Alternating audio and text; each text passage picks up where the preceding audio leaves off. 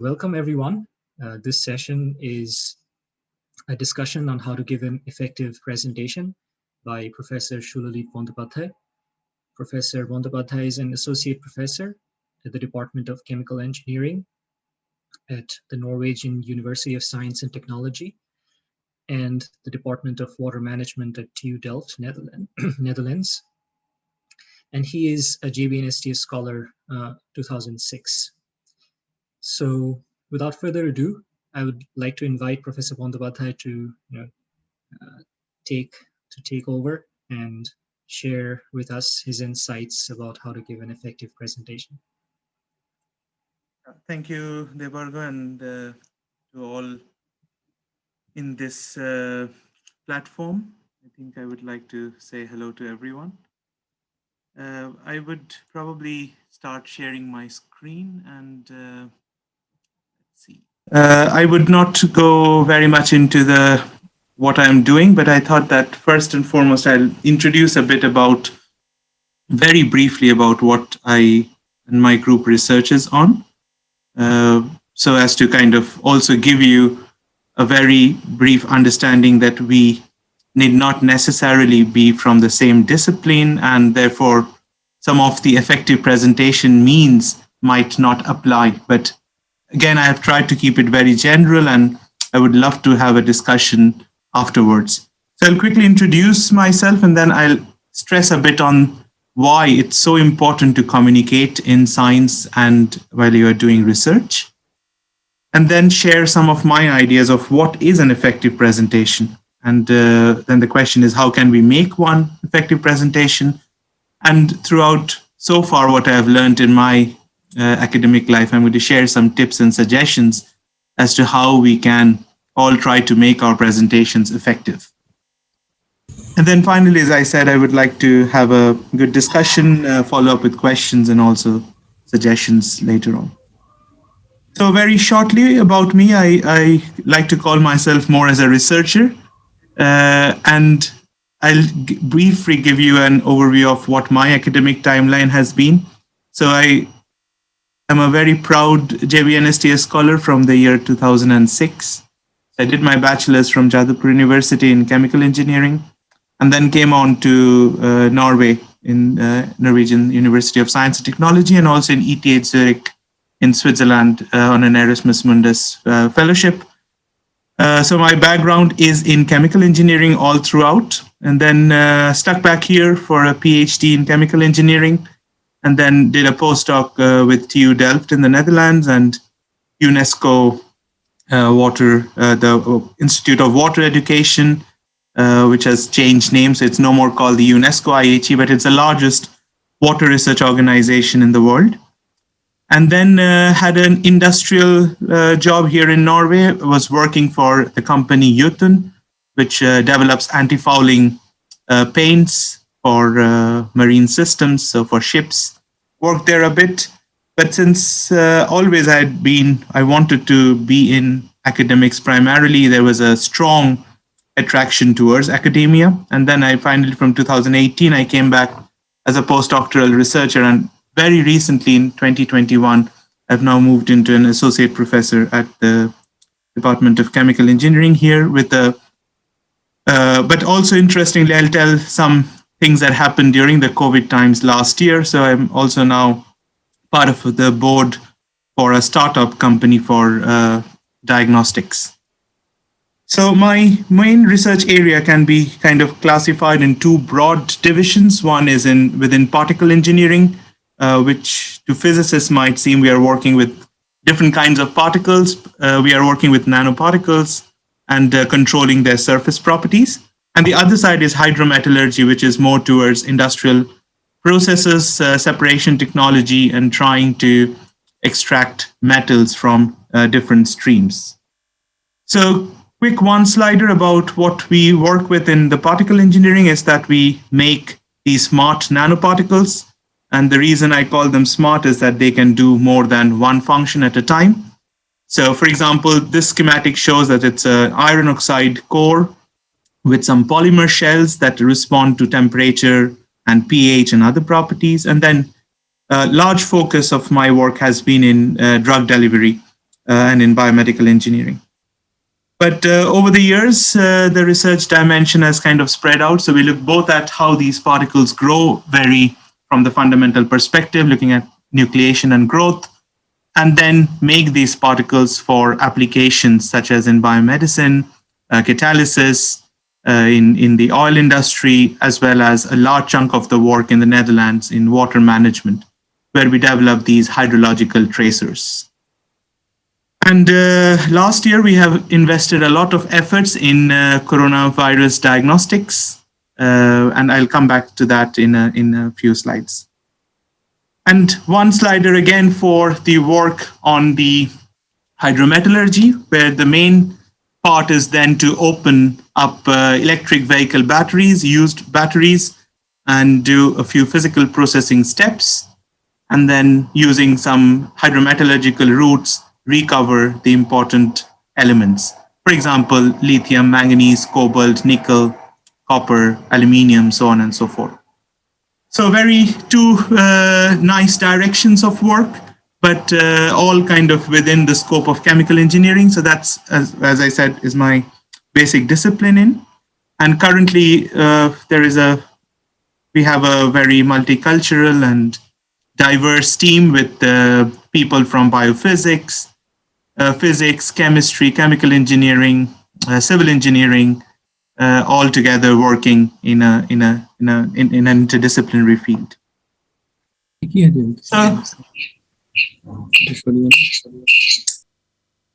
So the other important thing, as I said, is what we're going to discuss today a bit is about communication, and this is let's say a teaser slide to understand why communication is very important. And I've just tried to put out different forms of communication. And most of us are quite aware now with the current COVID-19 situation. There has been a huge growth in digital communication. And traditional communication is slowly and will in the near future become more and more digital as the big institutions and both academia and industries have started to see the advantages of these methods. So one specific reason, I guess, why this forum is also a very important place for me to kind of reflect a bit on the need of communication is this NTNU COVID-19 test method. I'm not going to tell the whole story now, but just briefly, we were a team of researchers here at NTNU that came up with a diagnostic test method in the March 2020 when Norway started to have a shortage. And this test method was then serving as the diagnostic test all over in Norway.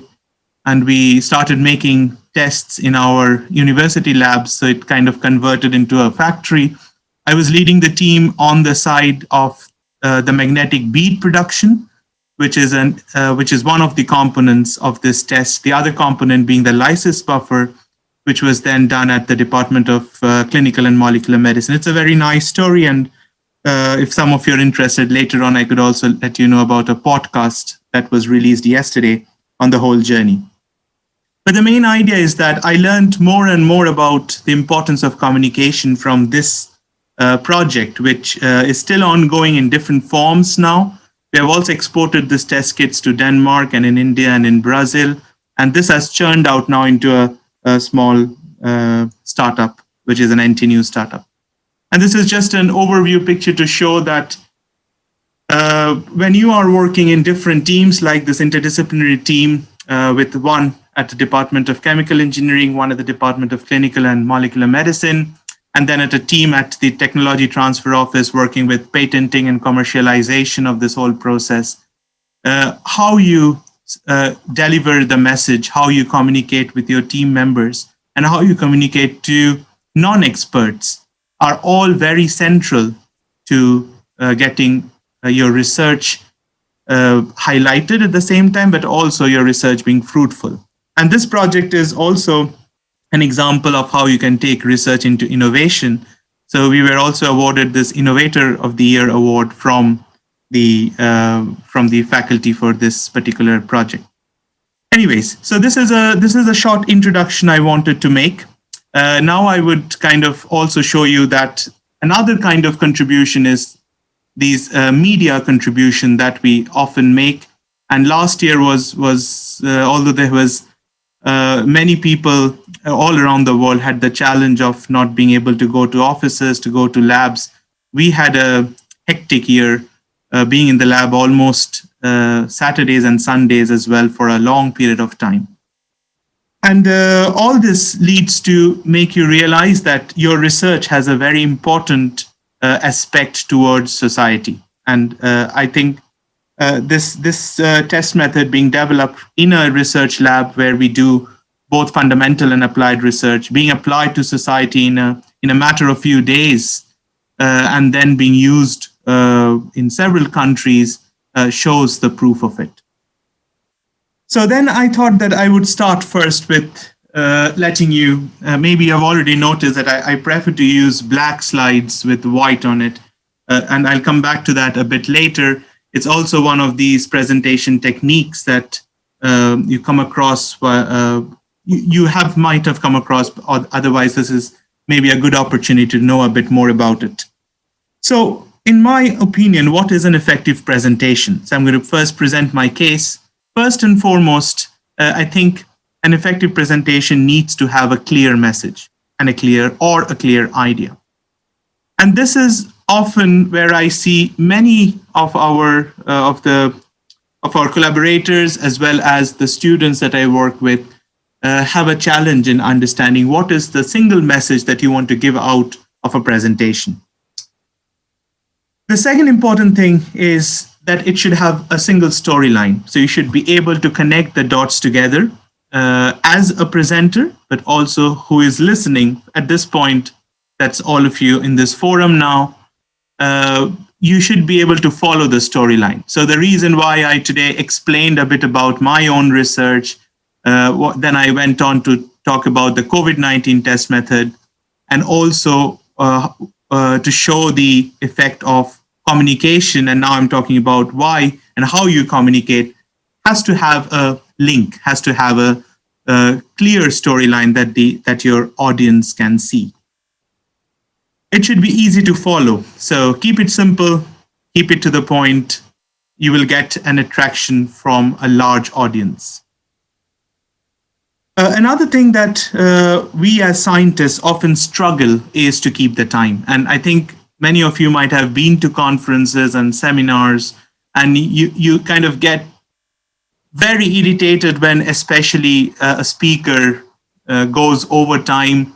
What it does to the rest of the speakers is that they have to shorten their presentations. Often you have to shorten your break, your lunch time. Now remember one thing, that as a researcher, our research is very important to ourselves first. And therefore, when you're presenting to different audiences, you should think a lot about what the audience actually wants from you. Do they want to see the whole story, how you processed your data? Or do they want to see the main highlights? So I'll touch that a bit in the later discussion about the importance of audience. But remember, everyone's time is valuable. Even if you are one of the best professors in your field, if you are going to go over time by minutes, sometimes even by half an hour, to go on presenting something interesting, you have already lost your audience. People are still seated, maybe out of respect, but you have lost your audience. The tempo is very important. And this is something I think I've learned once I had come out of India, because if you are not in a English-speaking nation, for example, the whole of Europe, English is not the first language. And then if you're speaking to a non-English audience, you should keep in mind that you cannot speak very fast. And this was one of the first experiences I had when I started teaching some 9 years back here in NTNU, that the students said, "You speak so fast, we don't follow you." But it's very different if you are in the US or in the UK or even in India. Sometimes now I have challenges in following presentations, scientific presentations from from these countries. It's just where you live and how you get used to it. Another important thing is your body language. And when you're presenting your research, when you're presenting your ideas, you have to be confident, but not overconfident in several cases. You have to be ambitious, and you have to show that you know the content. And remember, you have prepared your presentation. You know what to say. The audience doesn't know. So if you miss something, if you forget about something, just skip it. It happened with my recent TEDx talk where I was talking about recycling of lithium-ion batteries. And I had a slide which was basically I wanted to show the user comparison, which is a very good case in many such popular scientific communication. I wanted to use a picture of my family to show the total weight that an electric car can take and how much does an electric car battery weigh. Leave the details aside. But there was a slide. I was in a complete flow. It was a 12 minutes presentation that I had. And when the time was to switch on that particular slide, I didn't have the opportunity to do that. I just moved on. And nobody followed it except myself. And I felt bad later on that, okay, I wanted that picture to be up because it was a nice comparison. But the whole, and that's on YouTube, and people will watch it over and over again. So you have to have a good body language all throughout your presentation. If something happens, adapt to it, move on. The other thing, and this is a very important part of what I'm going to discuss a bit later on as well, is catering to the audience. Who is your audience? Is it your professor that you're presenting your research to? Is it a group of students? Is it an investor that you want some money, or is it a funding agency that you want a proposal to be granted, or is it common public, or is it your family? So the kind of audience that you would have will very much tailor what you're going to say and what vocabulary you're going to use with them. And I guess we as researchers are all passionate about what we do. So this is not always a challenge, but being over passionate, as I said, trying to explain things in too much of detail to a very variety of audience can be a bit dangerous. So there are several points to keep in mind to make an effective presentation. Finally, we attend presentations every day in one form or the other, right? News being presented. How much of it do we remember? So if you want to make a really effective presentation, it has to be a memorable one. And this is something that, as I said, that you learn to present, and I have a tip later on. You learn to observe other people, how they present, and everybody has his or her own style. There is no one way to make an effective presentation, but an assimilation of all these points that I've now listed, I think, is very important to have an effective presentation. So I'll go into a bit deeper, and I did so this is a presentation is a very important part of what I also teach here to my master's students, graduate students, and PhDs in separate modules here at NTNU. And we go through this discussions to understand how they see presentations, but also when we say presentations, it's not just using a PowerPoint slide. It's not just using or standing up and speaking. It could also be presentation of your research in the form of a report. And all these points are equally valid. Now, there are three important things I think are important for making an effective presentation. The first is your story. What is the story you are telling your audience? The second is your techniques, how you present it. And the third important aspect is the audience. And I'm going to now go a bit deeper into each of these aspects, and we'll open up for the discussion afterwards to see your experiences and also to understand how we can all do a much, much better job. And my experience so far is the best of the scientists are often not the best presenters. And it often happens that the idea is great. You are able to do fantastic research, but you struggle to tell your research in a simple way to people who are non-experts. I mean, I'm absolutely fascinated to know about research of all kinds, whether it's artificial intelligence, or whether it's molecular biology, or whether it's purely civil engineering.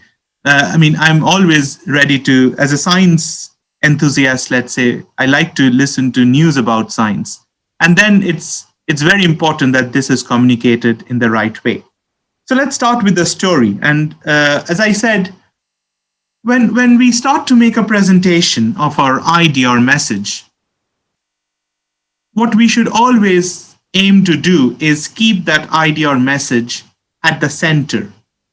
So let's say, I again take up the example of the lithium recycling of batteries. Now, the message that I wanted to convey in my TED talk was that we need to design lithium-ion batteries which are recyclable. So that was my topic. And that was my main idea or message. And what I started to do is whatever cases, whatever examples, whatever thoughts would stick to that main idea or message, I started jotting them down. I started keeping them. The others which don't fit to the idea or message, even though they can be really good, like who doesn't want to talk about his or her own research? You saw I did it at the beginning of the presentation. I could have avoided it, right? So everybody likes to tell about his research, his or her research.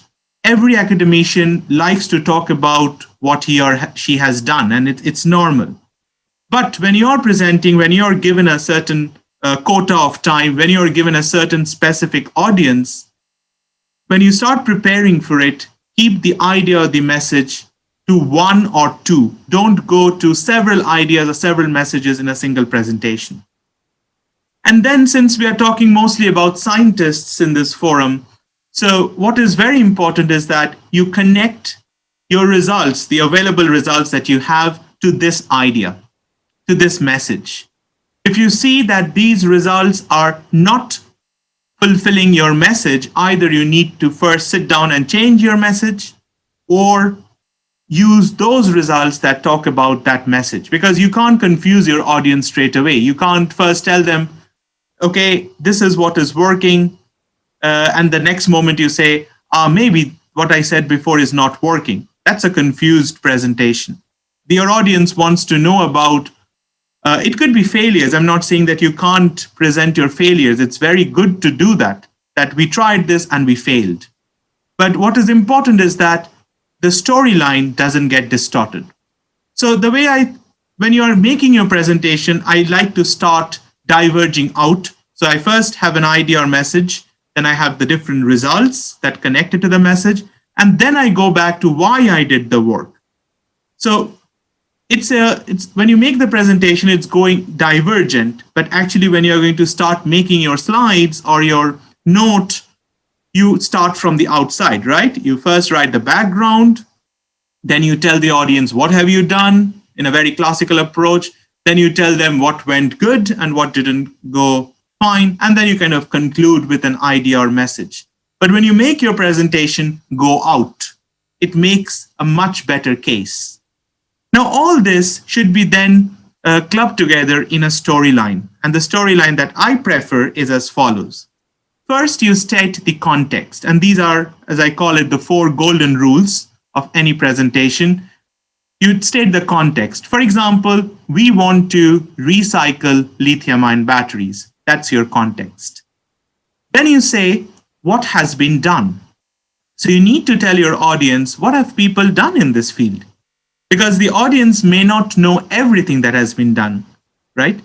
And it's also often very good to remind them that these things have already been done. And you are basically trying to expand the knowledge in a certain very narrow zone, right? So it's very important to tell them what has been done. Super important, and this is where you can distinguish a good presentation from an excellent presentation, is that what has not been done. So you start telling your audience, you're preparing your audience for what is going to come, because what has not been done, that is where you have made an impact. That is where you show the audience what you have done. So if you follow it a bit logically and explain the audience and prepare your audience would be able to follow your storyline much better. So this is all about the storyline. Next, I'm going to tell you a bit more about the audience. And I as you also now see, that I like speaking more and using cartoons or icons than writing a lot of text. And this is also something with presentation techniques, that you should keep your message simple. You are the presenter. That means the whole attention should be on you. And always remember that slides or objects or experiments, which are visual modes, are just helping you. And I'll probably show you one quick function on PowerPoint, because many of us use PowerPoint, whereby you can make your screen go blank. And this often helps to get back the audience attention just by blanking it out. So coming back to this audience, first and foremost, is it your professor? Is it a group of students? Is it a company board that you're presenting? Or is it just general public? You need to tailor your talk. Do not use the same presentation for all the different kinds of audience together. We can come back to a question, how would you know about the audience? We can address that later. There are different ways to do that. So the other thing is that you also need to know and feel what the audience background is. So if you are talking to, like, for me, it's also very important, since we are working in an interdisciplinary field, to know a bit about, are these people more interested in knowing the chemistry of nanoparticles, or are they looking at the application side? Do I have biologists in the room? Do I have mathematicians who can ask questions on how we model these systems? So it's very important to know their academic background and their background, so that you can tailor your talk to the specifics of the audience. Language is very, very important. As I said in the very beginning, that if you are speaking to an English-speaking audience, well, you can show that you know very good, or you have a strong vocabulary, but don't use it unless you really need to. Keep your words simple. We often miss out important topics just because words, you use a jargon of words, right? And often at times, as you will grow up in this academic world and research world, you will see that people who use a lot of word jargons actually have very limited knowledge on that topic. So it's a way in presentation technique to kind of not speak on the main context, but move around on the sides, on the periphery. So keep very important control of what language you use, and that is very much dependent on the audience. If you're speaking to a general public, try to use comparisons. Like some years back now, 7 years back, I was in a national television show here presenting my research for 4 minutes. First of all, I was speaking to a Norwegian audience, so language was a challenge, of course. I was doing it in English. It's a competition called Forskar Grand Prix. So you present your research in 4 minutes. And what I did was that I was explaining some core shell nanoparticles, iron and gold. And I tried to use a simile of an egg poach. So I was telling that the yellow part is your iron and the white of the egg is your gold. And I used that whole simile throughout my talk because it was a general audience. I can't tell them about heterogeneous nucleation and talk about contact angles and everything. So I had to keep it very simple. So use comparisons, use similes, very, very, very useful while you're presenting your work. Time is absolutely important. As it is important for us as presenters, it's also important for the audience. Who wouldn't like to go back home on time? Who wouldn't like to take a break on time? Who wouldn't like to eat lunch on time? So value the time of your audience. Whether you are speaking to your students or you're speaking to professors, it's equal. Both their times are valuable.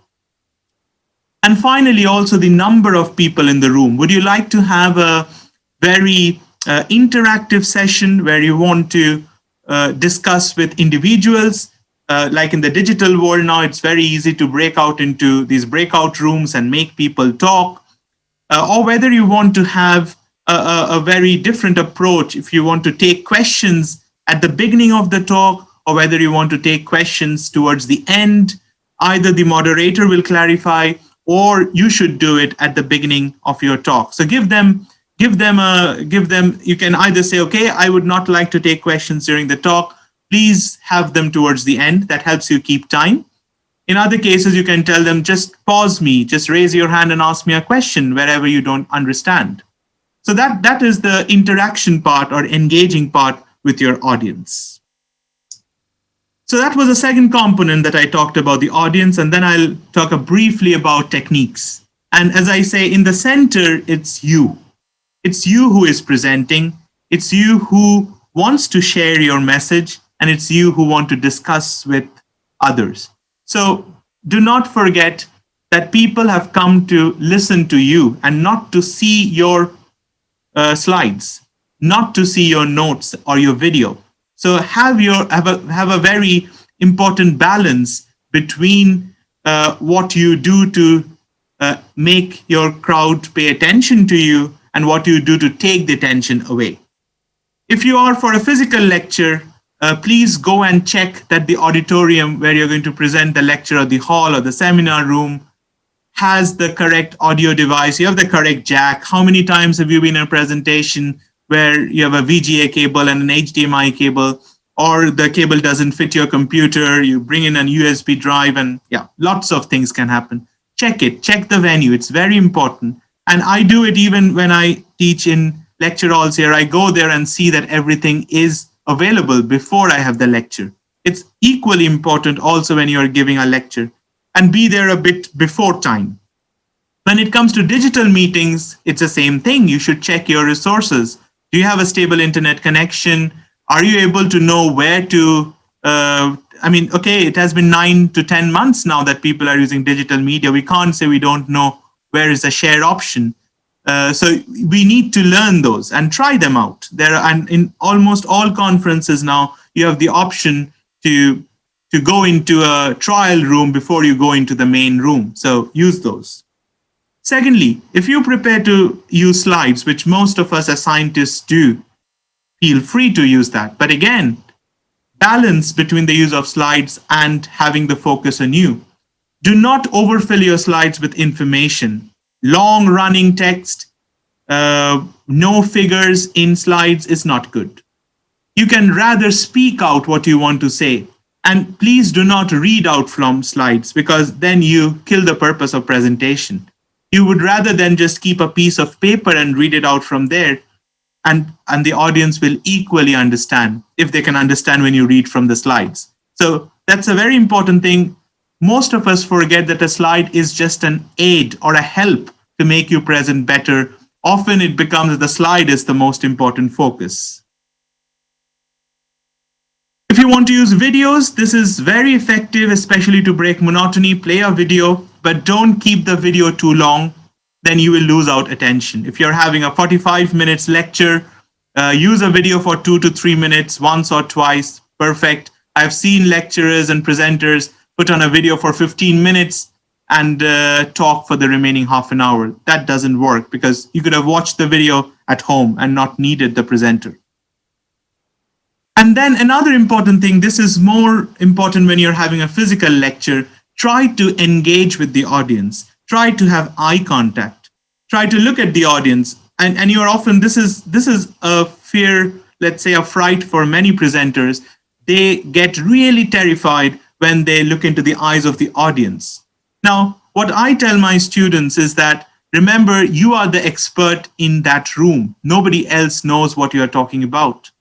If you can have that confidence when you go into a presentation, even if you are talking about something which is not completely correct, you should be free enough to take in criticism later. But try to have eye contact. Don't look out too far into the audience, because the audience knows then that you are not looking at them. Try to look at the people, and it's a lot. It's like a performance when you're presenting and when the focus is on you. Sometimes using pictures also helps quite a lot. You could also use objects. So you could bring in, for example, I do that regularly. I bring in a thermocol ball, which I painted with gold and show that this is a gold nanoparticle. Well, it's nothing difficult, but at oftentimes you can explain difficult concepts by using simple tools. So use that. So, and techniques are very important. So then I've kind of covered now all the 3 points. And before we move on into discussion, I would just like to sum up some general tips. One of the most big challenges I see is that people do not spend enough time on presentations. You start to get all your data together, maybe on the day that you have a meeting or a presentation or the day before. What I prefer and what I do at least is that I start putting in already results into a presentation format, since I know that if there is no presentation, I can still use that flow, the thought flow later on when I'm writing a report. So it's very important that you start early and give time to making a presentation. I'm not saying making slides, but a presentation. It could be just to write down the points. For example, before this lecture, I took some time and jotted down what I'm going to say, why I'm going to say that, and what kind of audience am I expecting. Be flexible. Very important, especially when you're presenting these days. You often get these, like in small meetings, you are often asked to present, okay, there is somebody coming today. Can you please make a presentation for 5 minutes about your research? Okay, and then you say, okay, what should I do? Now 5 minutes, and then I get a common question, how many slides? That's not important. What is important is that what message do you want to give? The number of slides will automatically follow. But as a general start, if you have 45 slides, you would never cover them in a 1 hour lecture. You will never be able to cover them. So between 15, 20 slides, if you want to take through them, is good number. But again, it varies a lot on what you're going to talk about. But be flexible and don't dare to fail. I mean, I am now teaching several courses here on fluid mechanics and heat transfer.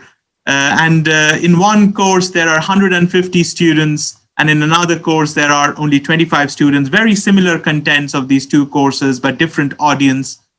And both are digital teaching. And every week I'm trying out new things. And what I tell them is that this is experimental. If it works, we will keep to it. If it doesn't work, we will change. And they're happy about it. People do understand. So don't dare to fail, take on challenges. Important to engage, give the audience a chance. They have given you time, like some of you are here now, and you have given time to listen to this. So I should also try to engage you and keep you warm during the presentation. If I lose you, then I've lost the whole purpose of this presentation. Adapt.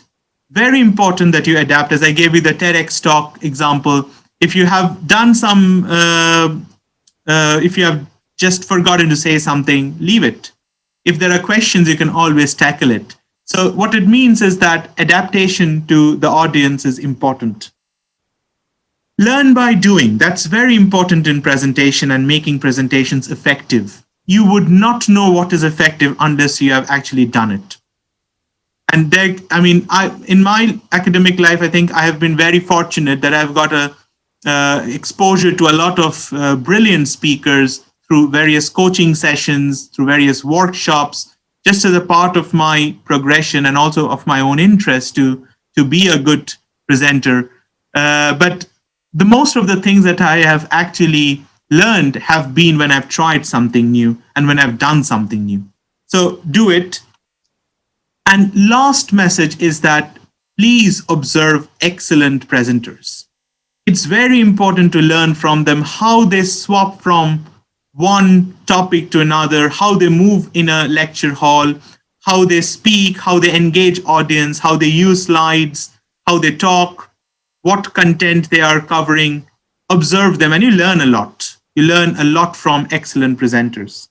And then a final message is that there is no one way to fame. So if you want to be a good presenter and do an effective presentation and have a somebody remember your presentation for months and years to come, you have to find your own way, because there is, as I say, there's no one way to be famous. So I think that's all I wanted to share. And I think I would then open up for more discussions and questions and stop sharing. Thank you, Professor Bandyopadhyay, very much.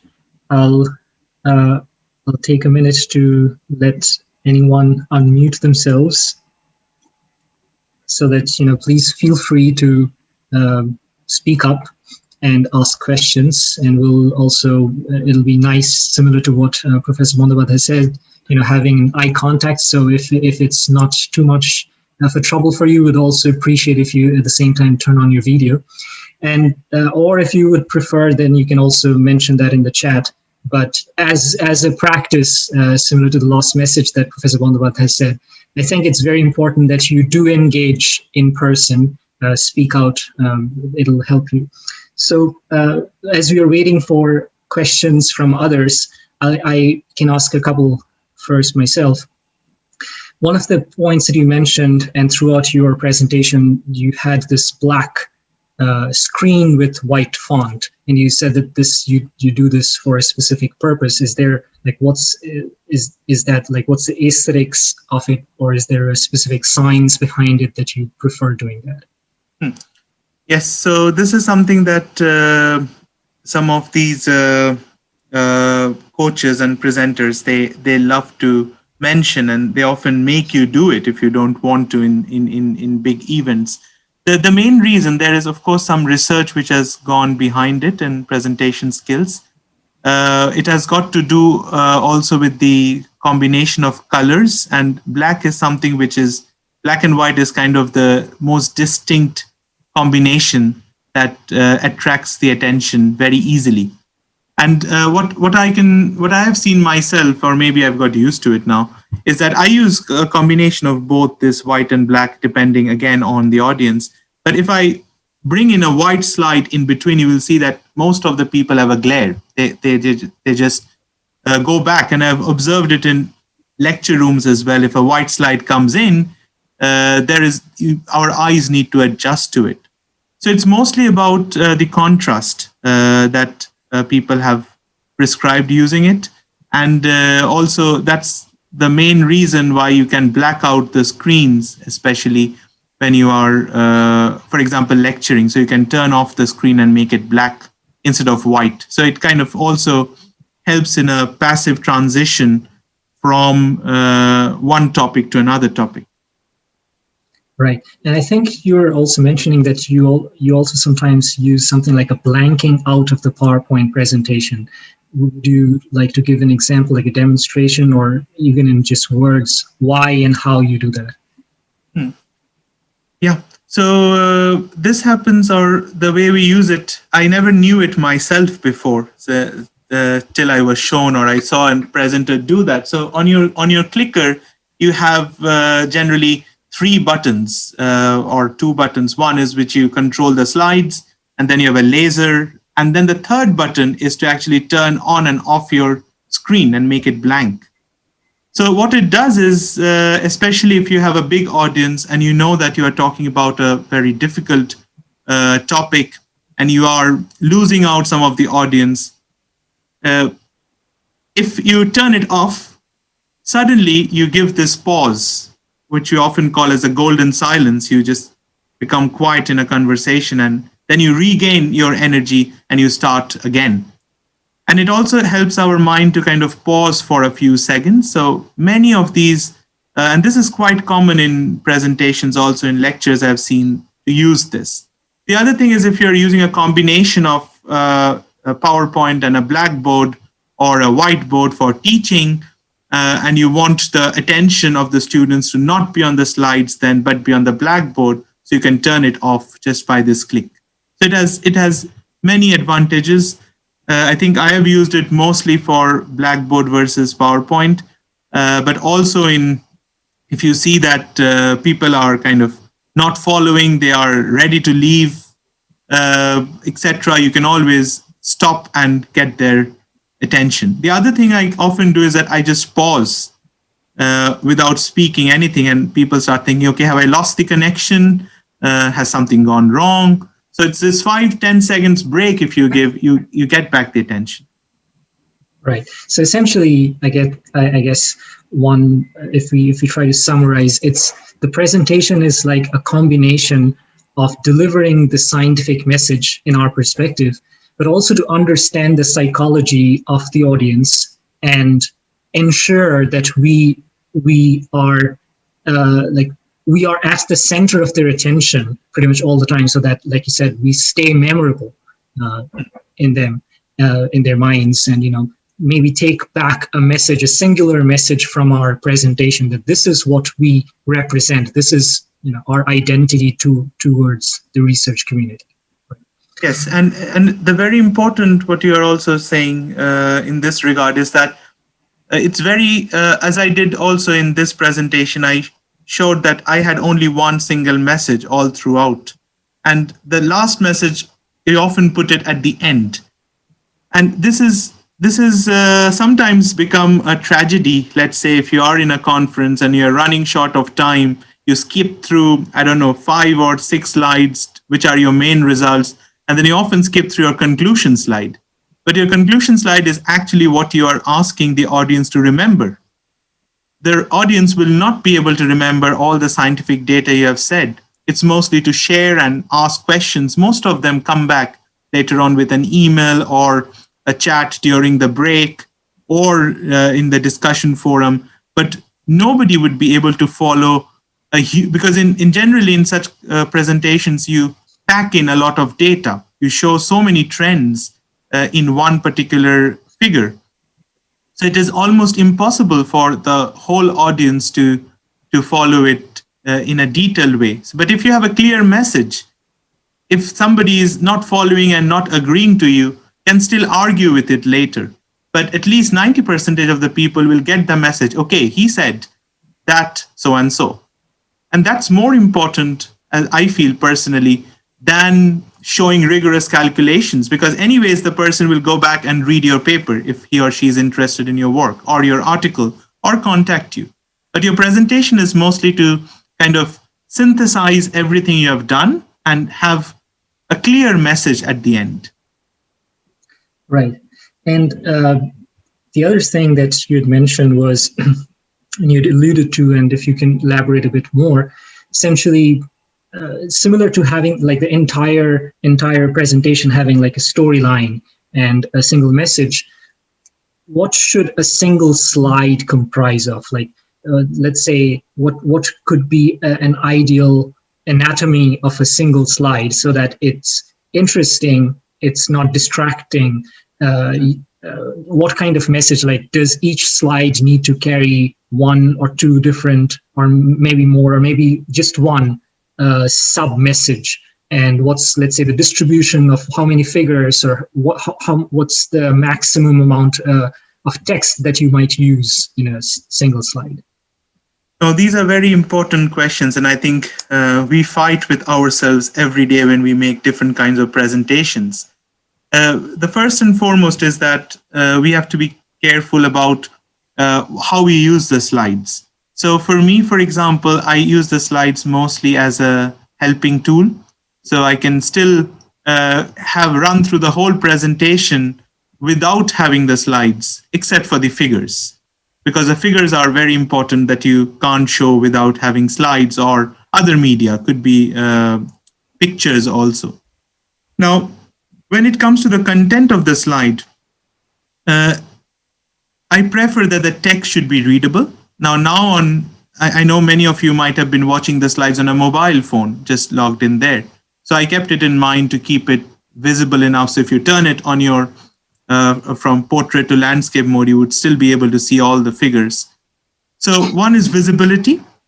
The second important thing is that how many messages or sub-messages should you give from a single slide? Well, that depends a bit on the presenter. What I personally do is that I try to put no more than 2 big figures so that you can read the legend boxes and you can look at each of these graph lines, and that's more than enough. And maybe 1 to 2 sentences, but mostly phrases. And if I'm using a text slide completely, then I'm going to keep it to 4 or 5 main sentences. But again, not pop them all up together, because then the audience will not be able to understand where you are speaking. Or do you want them to read the slide? So the audience is a very interesting topic for me, because where do you want the audience to focus? And my students ask me all the time when I'm sometimes speaking very fast, is that, do you want us to listen to you or do you want us to look through the slides? We can't do both the things together, right? So the important thing is here is, instead of being able to give you, let's say, specific numbers, but what is important is that some kind of a thumb rule could be not to use more than 2 distinct figures. 2 to 3 sentences along with that is okay. But even if you have a very good figure, it's important that you show it nicely as well. So if you have important results in that figure, it might be wise to kind of populate that figure. So if you have, let's say, 10 lines or 10 curves in that figure, maybe populate the first 3 on the graph, then the next 3, then the last 4, so on and so forth. So don't bring them up all together. You can also do just with one figure. I've seen in some excellent presentations where they just pop up one after the other and the message is so clear. The other thing about distractions, don't bring in, or PowerPoint has excellent animations, right? But some of them are like, okay, it comes swirling around, swiveling and zooming, zoom out, different colors, red, blue, green, yellow, purple. No, that doesn't work in science. If you have to stress, use a same color code. It's very important for presentations. Like here, I've used only black and white. But generally, your university will have a template, which is often the case, and that makes life much easier. But if you are preparing a presentation for an interview, or if you're presenting on your own, try to stick to some colors. And remember, many people are colorblind. So please avoid the combination of the red, green, blue, and try to use other shades, because then you are you will lose them out. So if you are giving it to a big audience, it's also very important to know which colors to use. Often it's much better to use, let's say, dotted lines and solid lines and triangles and squares, as if think that printing in color takes a lot of money. So you can also use the same ideology on presentations. So it's all about, I think, to sum up, the visibility of what you want to show. And more importantly, if you have a strong message, then you should probably focus on that per slide. Having said that, and having seen so many professors present, some people like to just show that they have done that work. But if you are already a well-established academician, why do you need to show all your work in one slide? Like this paper from Nature, this paper from ACS Nano, or whatever journal, we know about you. That's why we came to listen to you, right? So that is something that people should also consider. But as many of us are quite young here, we should try to kind of think about these while making presentations also later on. And always remember that the institution has a huge role on kind of making you or shaping you up. So if you are in a very good group where there is a high focus on research presentation, research dissemination, not just publishing papers, but also how you present, it would be nice to get more and more advice and inputs from them. Right, thank you. Are there any specific resources that, I mean, there are many resources, of course, that I'm also aware of, but do you have like one or two recommendations of resources for that someone can probably read or listen to beyond today's presentation, or as a follow-up of today's presentation that you might want to point the audience to? Yeah, that's a difficult question, because I also, at some point when I started my PhD, I told my supervisor that one thing that I want to kind of improve in my PhD is how to present. And he was like, okay, you don't want to then get results as well, or what's your plan? I said, no, that's there, but unless I improve my presentations. I think I can't remember of a single source right now, but I can look back a bit later on and send out later if there is a possibility. But what I have used mostly is looking through presentations of people and researchers close around, and Nobel laureates, for example. And when Nobel laureates, they go and deliver their speeches, and also presidents and politicians, they also have a very nice way of putting things and to the point. But especially since we had a Nobel laureate from our university in the year 2015 in medicine, I was the same coaches who were training them for this speech in Sweden were also the same ones who had been training us before in this national competition. And I followed them very closely that they did things right. But it's only people who have trained or in the same process would know what they were asked to do. The others who were watching them they enjoyed it. They enjoyed their performance.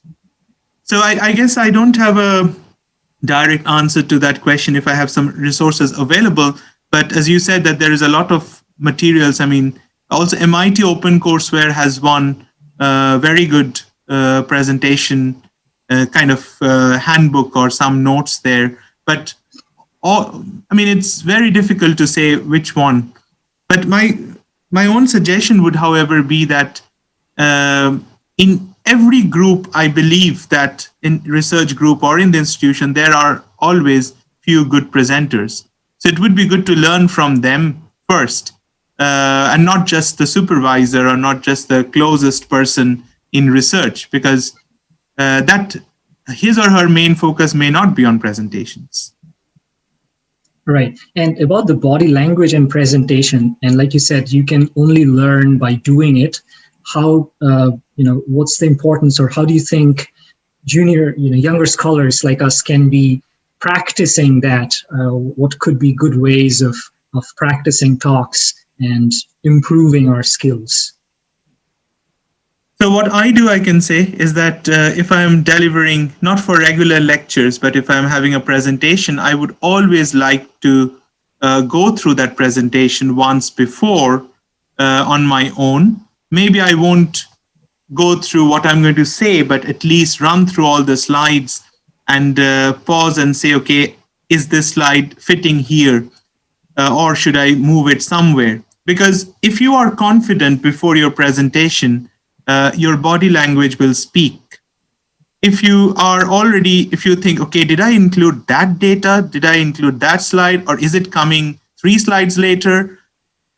So these are all important parts of the body language. The other thing is how we now in a digital lecture, I think it's very difficult to know the body language so well because we are mostly seated and talking. But if you are in an auditorium, you should try to get rid of habits which all of us have, like saying for a long time is not good because you have lost the audience there. Making sound with your hand, moving with a chalk, rubbing something, making a noise close to your mic. You don't even realize when you do it, but your audience is watching you because the whole attention is on you. It often happens like putting our hands somewhere. This is a common question which I had when I started presenting, is that where should I put my hands because I use them too often. And the comment of the coaches and the people, what they always say that don't make your hand movements distracting. So as long as you're moving a little bit, showing something, it's okay. But if you're all the time, and they gave me a suggestion, maybe start using the clicker. Keep the clicker in one hand, and that helps you not moving your hand so much. The other thing which often happens is that with many of us who are presenting, we do miss cues. We do often forget something to say. And at that point, it's very important that you keep your calm and just move on. Somebody is going to come back to that question. It has happened to me several times that I said something not completely, and there are people listening to you then, and they would come back and ask you that question. And you know that, okay, you forgot to say, but people picked it up. So the other body language, and the only, to me, which is the only most important thing, is that people who have come to listen to you have already read a bit about you, have read your papers, or have seen you, or know you from the conference booklet, from the abstract. People do spend time in these. Why am I going to be in this particular session instead of that session? And they have probably looked at your research and probably known what you're working on a very generalist basis.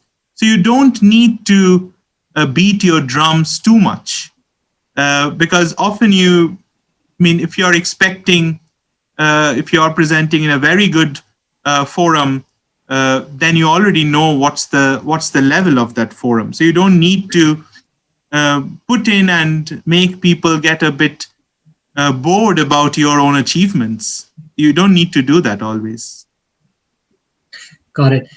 So I also know that, if the rest of the audience doesn't know, I will want to share that Professor Bandyopadhyay received the Best Dissertation Award for his PhD thesis, right? If I'm not wrong. Yeah. So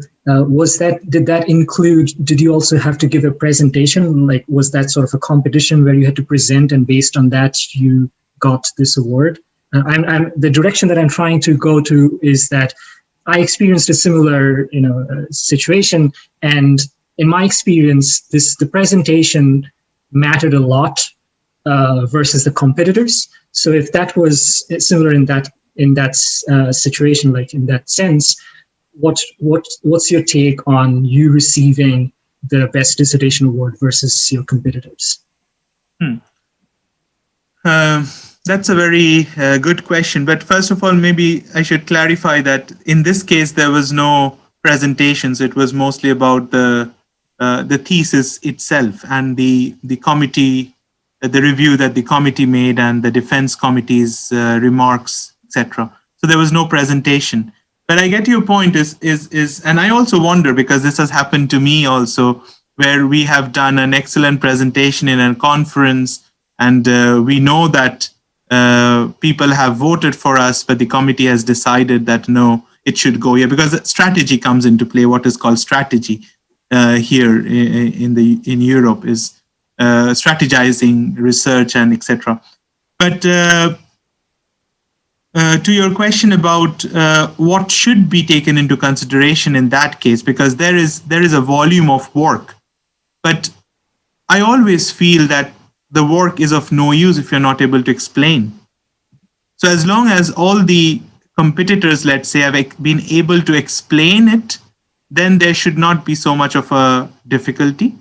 But just based on the presentation, you cannot probably guarantee that that is the best dissertation or the best research work. It has to have an impact and quality.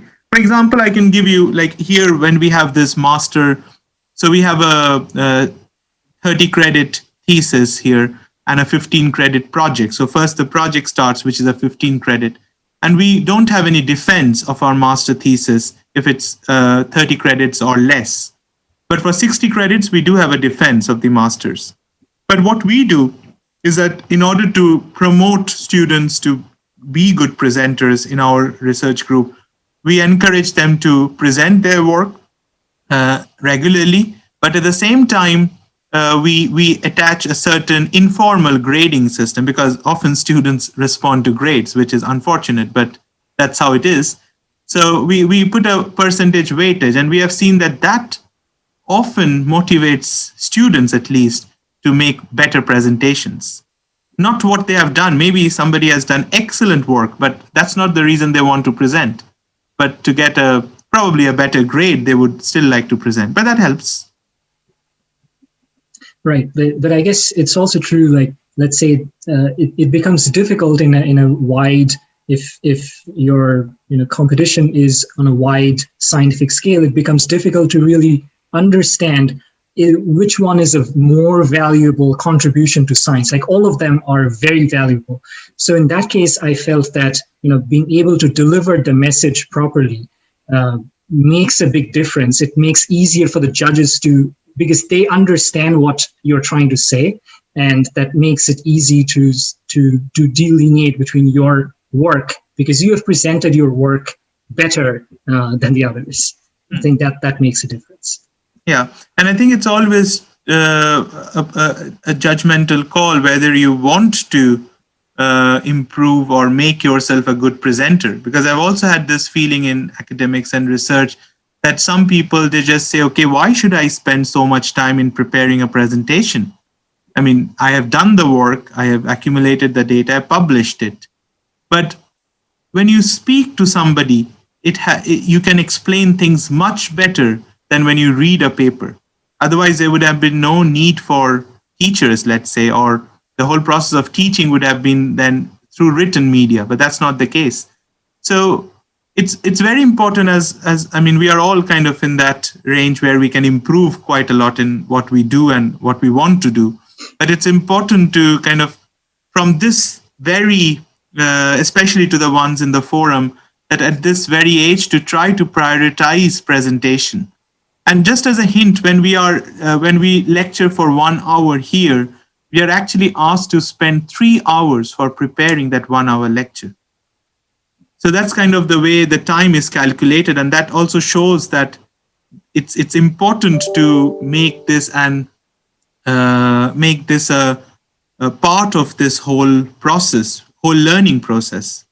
So for all in the forum, I think it's important that whenever you have the option, and I know how presentations are made. I've been through this whole process myself, so I know in my bachelor thesis how I made a presentation and when I made it and and when I compare them now to what I present, I can understand what I could have done better, but I didn't have these suggestions or comments. So it would be good to kind of think of presentation as the other side of the coin of research. So if you have research on one side, dissemination or communication is the other side of the same coin.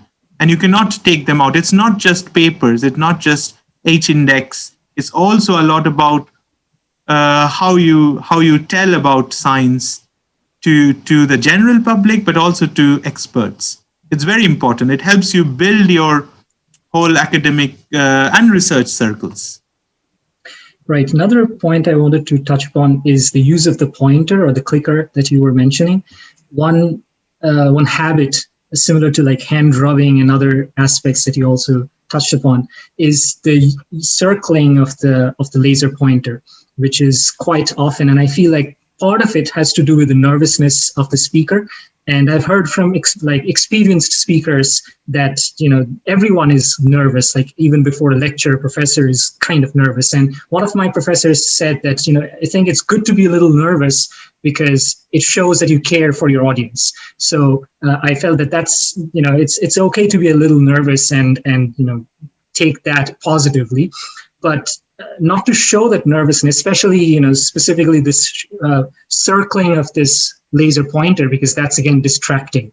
And one of the things similar to what you mentioned, I took from good presenters is to take up one figure at a time or one sentence or the phrase at a time and describe them before going to the next one so that the audience knows where to put attention to. And that actually helps reduce the use of the laser pointer, right? But even then, there might be some, let's say there is a figure and I would like to specify, like point, highlight some region of the figure, which if I use, let's say, circles in the PowerPoint, it might become too clumsy and so on and so forth. So maybe in those situations, using the laser pointer becomes imperative. So how would you have something more to add or say something about using the laser pointer properly? It's a very, very, very important point about the laser pointer, and I think most of the laser pointers are red. Again, there are some or lots of topics which talk about using a green laser pointer because that is more soothing on a white screen. The good thing about a black screen is that your laser pointer will only kind of show up mostly on the white parts. So that's another advantage of using a black background. But there are two things one could do, and I do it quite a lot. If I need to bring up a certain figure, I often use animations to pop up that parts of the figure, as you said, instead of making circles. And if I need to come back to that figure, instead of going back 4 or 5 slides, I just have that slide again, because nobody is going to come and measure how many slides you put in. So it's very important that you don't drag. You said, okay, I mentioned in my 15th slide, let's go back. And then you lose time and you have lost your audience, because if you give them a 20 seconds break to go back to your slide number 15, you have already kind of forgotten, or they have forgotten what you were saying.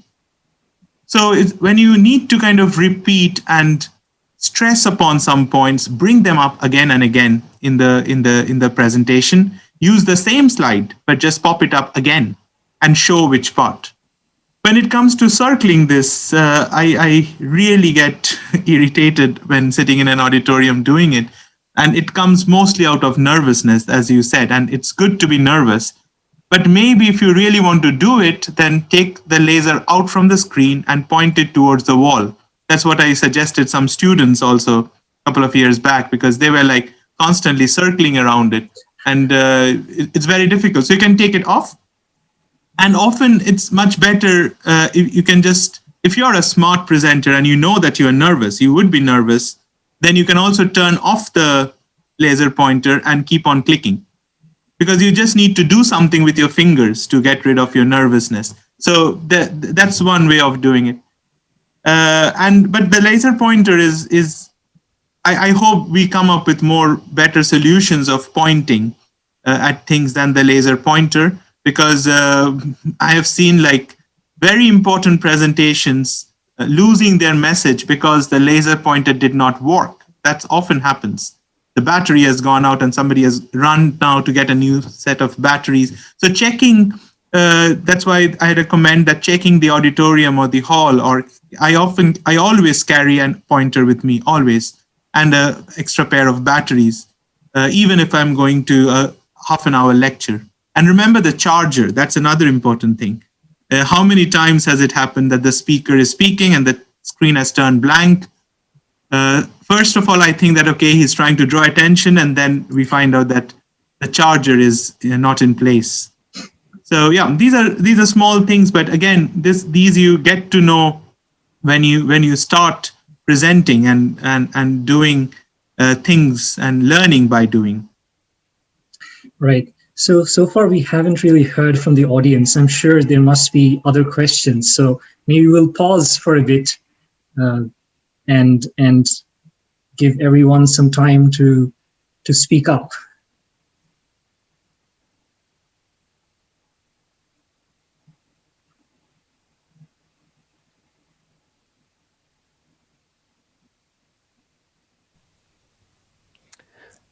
Hey, my name is Rudra Datta. I don't really have a question. I just wanted to reiterate what I wrote in the chat. Very nice talk. Thank you so much.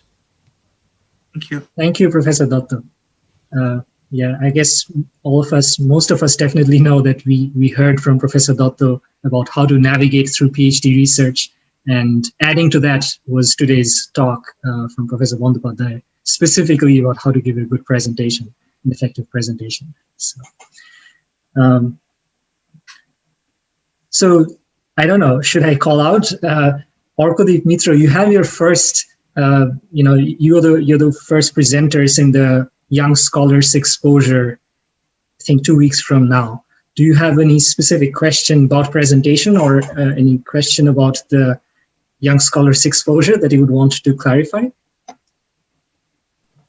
Hi, everyone. One of the things that Professor addressed in his talk is that whatever presentation we do, it should be audience specific. So I would like to know more about how do we analyze what our audience wants from our presentation before we go into the room, because we don't always know who are the people who are going to come. So how should we go about, methodically analyzing what our audience wants? Thank you. So just before Professor Bandyopadhyay, replies, maybe you should also try to describe yourself a bit, like who are you as an audience to Professor Bandyopadhyay? What's your academic standing? Maybe that'll also help him reply. I'm sorry. Okay. So I'm a second year undergraduate student currently studying at ISER Kolkata. And I wish to take up physics as a major? So then if I can ask you a question back, I only had I have attended I think a couple of the forum presentations, and I've seen through the questions I tried to analyze what would be the expected audience, at least for this particular presentation. But you have raised a very important question, and there are different ways that presenters do that. So one thing that is good to know is to ask a lot of questions to the organizer. And sometimes organizers themselves don't know who is going to attend.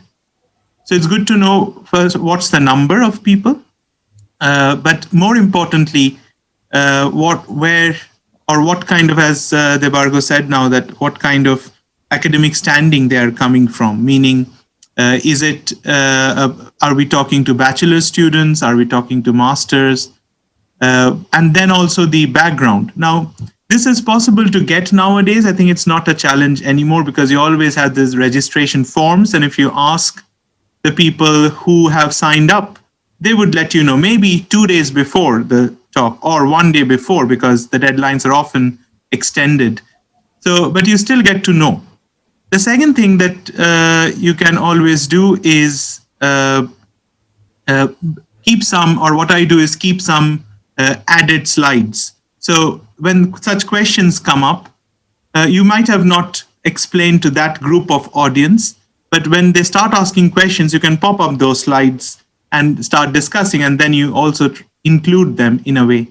And that often helps because some of the, especially when for me working in a very interdisciplinary field, I've often had people from physics background, just like yours or your interests, where your interests are, asking me more questions about what's happening in the optical properties of metallic nanorods.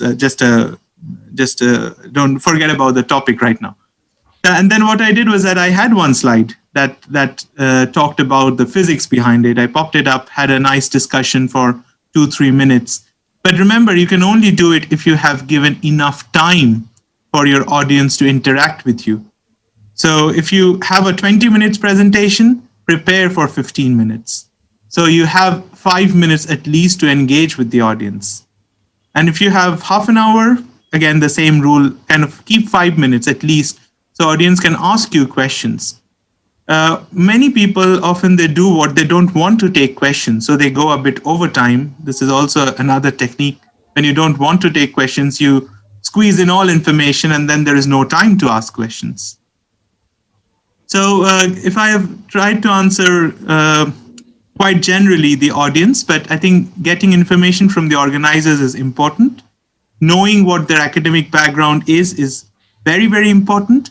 And if you have not got this, what you could also do, I've tried that in some lectures where I just go and say, okay, do we have any physicists in the house? Do we have some chemists in the house?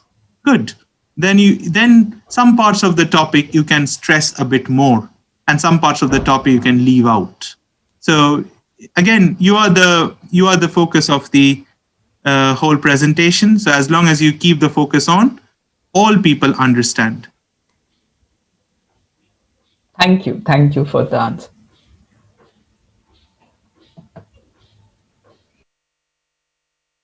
Debarghya, you're muted, sorry. Thank you. So yeah, I would like to add a bit about the practice aspect. Professor Bandyopadhyay mentioned, like, he goes over the slides. With his experience, he may not have to practice the talk at the moment, but for students who are just starting, I would definitely highly encourage that you do practice your talk. You might find yourself to be to have to practice it multiple times, because when you prepare the slides, you might think, oh, this will be done in so many minutes. And as you go try to speak, you cannot talk too fast, right? You'll find that you'll almost definitely exceed the time, and then that's not good.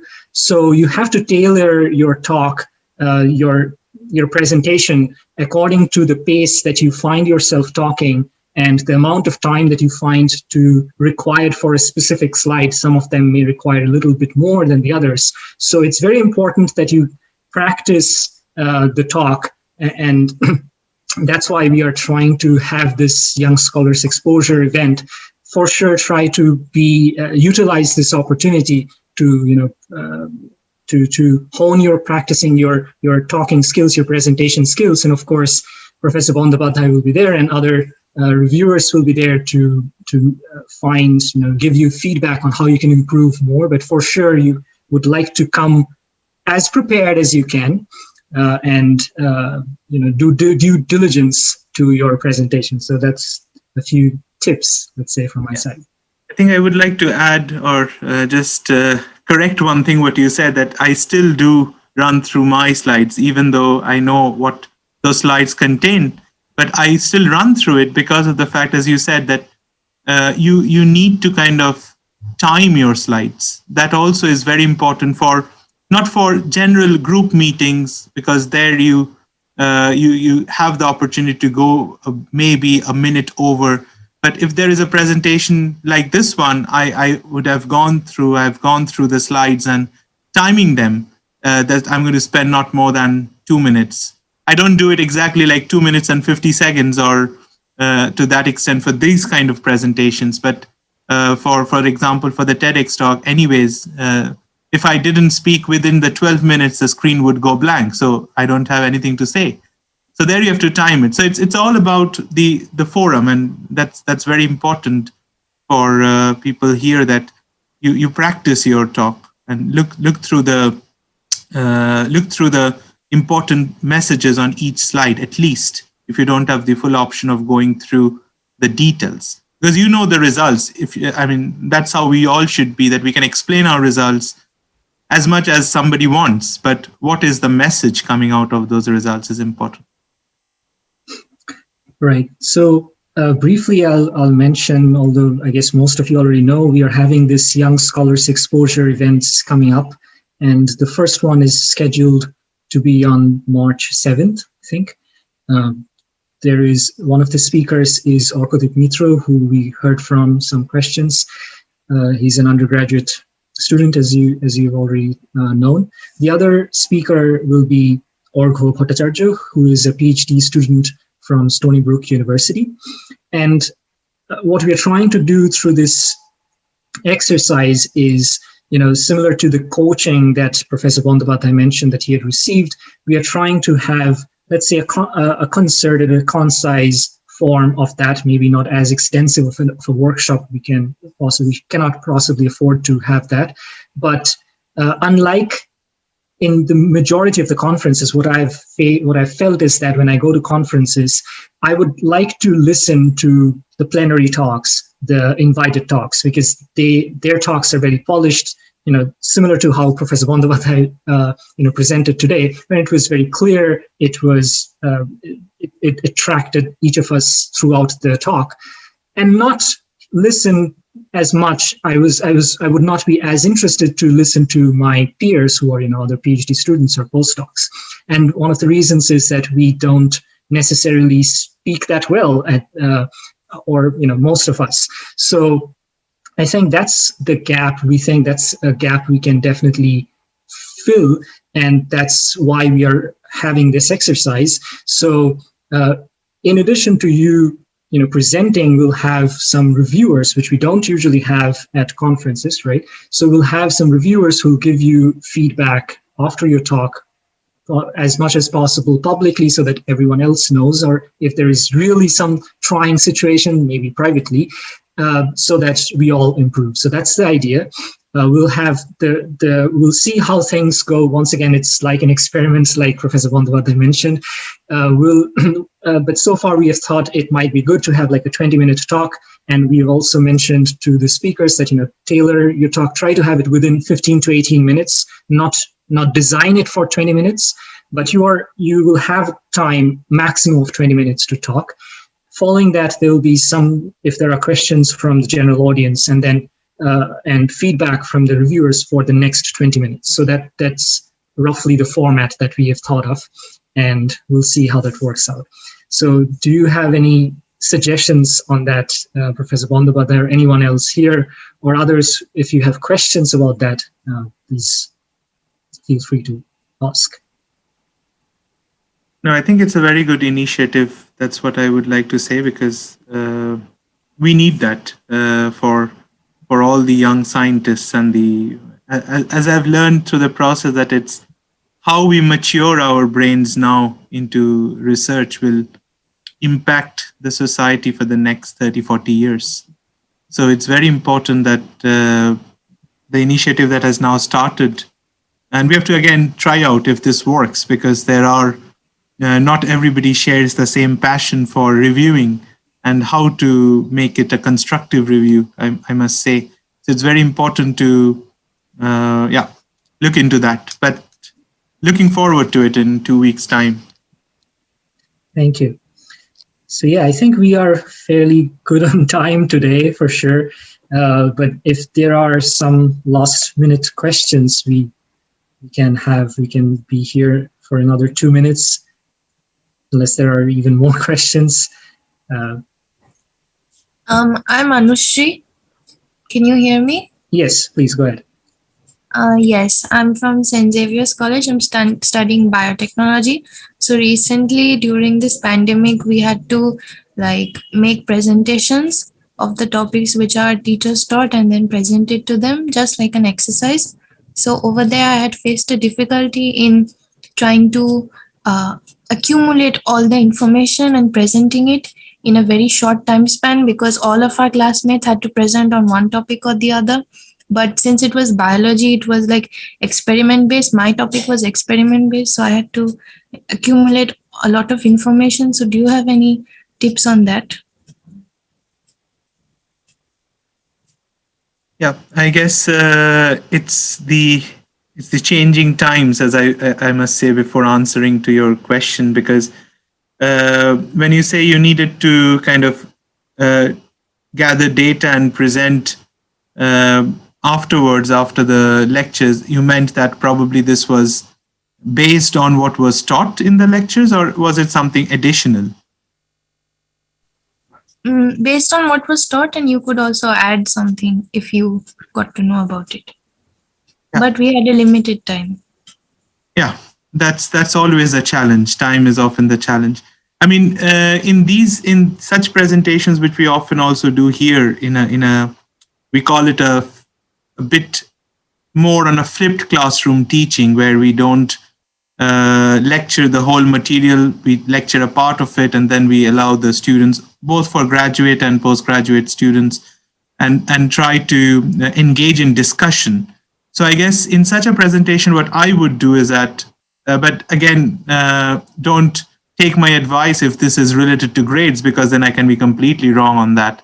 But what I would do is that I would mostly highlight the main topics, whatever is possible within the time frame, and then try to keep a little bit of time to engage into a discussion with the parts which are more difficult to cover within time. So, for example, if you have a 15 minutes presentation of 10 papers, it's first of all, it's not possible.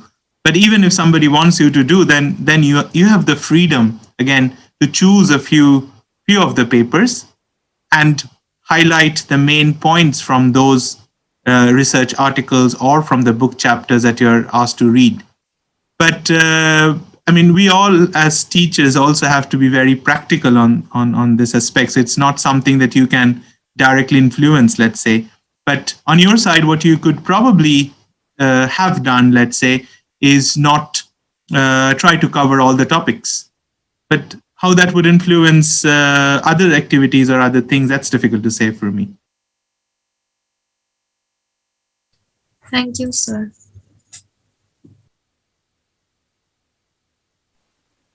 Yeah, I'll just possibly add a line from one of the MIT professors, Professor Walter Lewin, who is a famous, he has his lectures all over YouTube, one of the earliest MIT OpenCourseWare lecturers.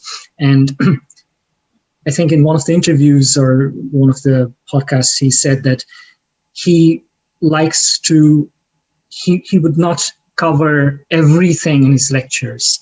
He would like to uncover few things for his students and let them discover the rest. So I think that is one of the golden things that we can abide by. I think we learn also, learning is a mutual process. So we learn a lot of new ways of looking at things from students, and I think teaching and learning is becoming more and more two-way process than one-way process. All right. So are there any more questions? I'll probably pause again for a little bit for everyone to think, but looks like there aren't. So, thank you everyone for attending. And thank you, Professor Bandyopadhyay. I think it was very enriching. I also learned quite a bit, and we'll definitely be in touch, and we'll we'll get your feedback on the speakers in the next couple of weeks, and for sure in more events to come. So thank you once again, everyone, and have a good day. Thank you. Thank you.